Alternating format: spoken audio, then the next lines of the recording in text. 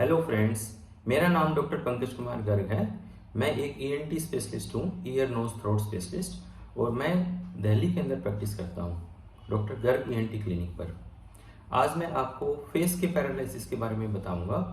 कई लोगों के अंदर फेस का पैरालिसिस हो जाता है, यानी कि फेस की एक तरफ की मूवमेंट कई बार होना बंद हो जाती है। ये सडन भी हो सकता है और स्लो भी हो सकता है। इसके अंदर पर्सन को फील होगा कि उसकी एक तरफ जब वो अपना माउथ ब्लो कर रहा है, जैसे कि अपना मुंह फुला रहा है, जैसे जैसे ऐसे कर रहा है मान लो, तो एक तरफ से एयर लीक हो रही है, या एक तरफ का जो है वो आई आपका क्लोज नहीं हो रहा, यानी कि आई ओपन रह रहा है ऐसे, तो उसको फेशियल पैरालिसिस बोलते हैं। या फिर जैसे हम ऊपर के माथे के ऊपर ये जो बल बनाते हैं ऐसे, अगर वो प्रॉपर नहीं बना पा रहा है पेशेंट, या स्माइल नहीं कर पा रहा है, मुंह एक तरफ से टेढ़ा हो रहा है, तो उसको फेशियल पैरालिसिस कहते हैं। तो फेशियल पैरालिसिस जो होती है वो फेशियल नर्व के पैरालिसिस से होती है।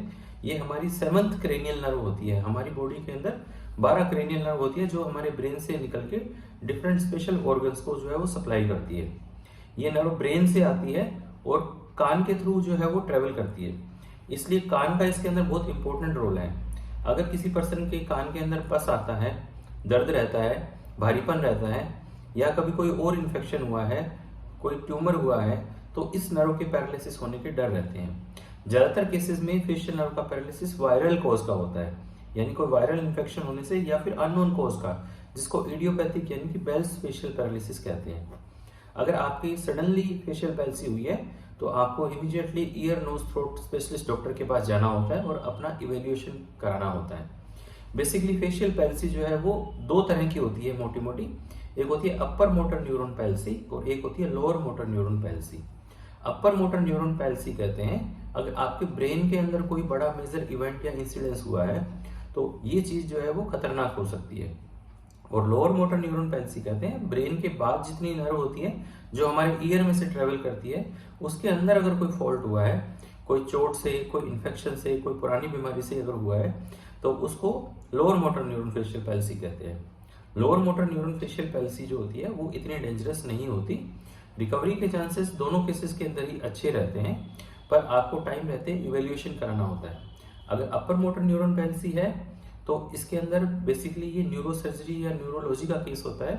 उसके अंदर आपके ब्रेन स्टेम के अंदर जहाँ नर्व का न्यूक्लियस होता है वहाँ पे कुछ ना कुछ प्रॉब्लम होती है, लाइक जैसे कोई ब्लड वेसल के अंदर ब्लड की सप्लाई कम हुई हो, इन्फेक्शन जिसको बोलते हैं, या कोई ब्लीडिंग हुई हो, हेमरेज जिसको बोलते हैं, या कोई ट्यूमर हुआ हो ब्रेन के अंदर, या कोई सडन इंजरी से, हेड इंजरी से भी फेशियल पैरालिसिस हो सकती है।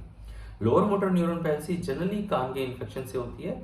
अगर किसी पर्सन का लंबे टाइम से कान में पस आ रहा हो, स्मेल आ रही हो, या कोई चोट लग गई हो, एक्सीडेंट हो गया हो और हमारी कान की हड्डी का फ्रैक्चर हुआ हो, तो ये फेशियल पैरालिसिस हो सकती है। ज्यादातर केसेस में फेशियल पैरालिसिस जो है वो वायरल कॉज की होती है, या फिर इटियोलॉजी इसकी अननोन होती है, जिसको इडियोपैथिक फेशियल पैरालिसिस कहते हैं। इसके अंदर आप डॉक्टर के पास जाते हैं, वो पहले असेस करते हैं कि अपर मोटर न्यूरॉन पैल्सी है या लोअर मोटर न्यूरॉन पैल्सी। फिर उसके अकॉर्डिंग कुछ स्पेशल टेस्ट और कुछ जनरल टेस्ट एडवाइस किए जाते हैं कि पेशेंट को कोई और किसी तरह की प्रॉब्लम लाइक बीपी, शुगर, कोई थायराइड, ऐसी कोई प्रॉब्लम तो नहीं है जिसकी वजह से फेशियल पैल्सी हुई हो। और उसके बाद अगर उसका कोई कारण नहीं निकलता है तो ये मान के चलते हैं कि ये इडियोपैथिक यानी कि बिना कोई कारण के फेशियल पैल्सी है। ऐसे में डॉक्टर आपको कुछ खाने के स्टीरॉइड्स दवाइयाँ देते हैं और कुछ मल्टीविटामिन देते हैं, और कई बार एंटीवायरल भी स्टार्ट करते हैं। तो ज्यादातर केसेस के अंदर 15 से 20 दिन के अंदर फेशियल नर्व के अंदर रिकवरी आने लग जाती है। फेशियल नर्व की रिकवरी जो है वो महीने के अंदर ठीक ठाक आ जाती है और 6 मंथ तक भी इसकी रिकवरी चलती रहती है। अगर किसी पेशेंट के अंदर फेशियल नर्व के अंदर रिकवरी नहीं होती है तो उसके अंदर कई बार कुछ सर्जिकल प्रोसीजर करने पड़ जाते हैं, जैसे कि फेशियल नर्व का जो है वो डीकम्प्रेशन। इसमें कान के जरिए उसका ऑपरेशन होता है और दबी हुई फेशियल नर्व को जो है वो उसकी बोन को हटा के उसका प्रेशर रिलीज किया जाता है, जिससे नर्व में रिकवरी के चांसेस बढ़ जाते हैं। या किसी पर्सन के कान में पस आती है तो उस इन्फेक्शन को हटाया जाता है, जिससे कि फेशियल नर्व रिकवरी की तरफ जाए। कुछ पेशेंट्स के अंदर जो है वो चोट की वजह से या फिर किसी बीमारी की वजह से फेशियल नर्व पूरी तरह डैमेज हो जाती है।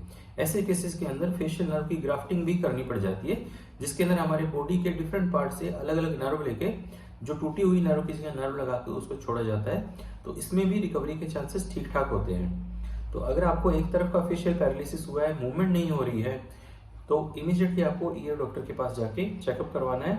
अगर आपको ब्रेन से रिलेटेड ज़्यादा सिम्टम्स आ रहे हैं, लाइक फेशियल पैल्सी के साथ अगर हेडेक है सीवियर, बहुत तेज वॉमिटिंग हो रही है या चक्कर आ रहे हैं, तो आपको न्यूरोलॉजी या न्यूरोसर्जरी डॉक्टर के पास जाके चेक कराना होता है। इसमें घबराना बिल्कुल भी नहीं है, क्योंकि हर बीमारी का आप जितनी जल्दी जाते हैं उसका ट्रीटमेंट होने के चांसेस उतने ही अच्छे होते हैं।